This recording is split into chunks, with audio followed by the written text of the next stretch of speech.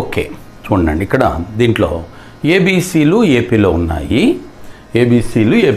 అలాగే b minus a, c minus b and a అవి జీపీలో ఉన్నాయంట. అయితే A:B:C ఎంత చూడండి, ఇవి వెరిఫికేషన్ చేసుకోండి. మనకు అనుకోవడం కష్టం కదా, అందుకని వెరిఫికేషన్లో చూడండి. ఫస్ట్ది ఏంటంటే ఏమని ఇచ్చాడు, 3, 4, 5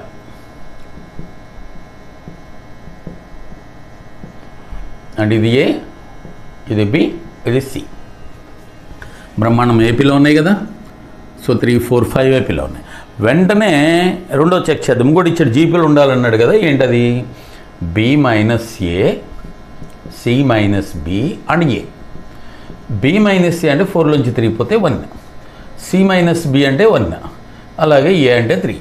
ఇదేం జీపీ కాదుగా, జీపీలో ఉండాలన్నాడు, లేదు కదండి.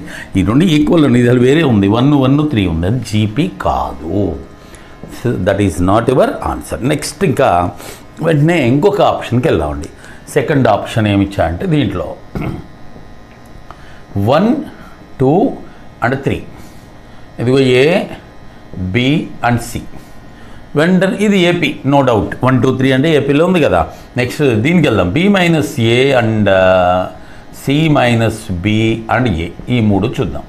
ఇక్కడ బి మైనస్ ఏ 2లోంచి 1 పోతే 1, సి మైనస్ బి అది కూడా 1, ఏ కూడా 1, అన్నీ 1లే వచ్చినాయి.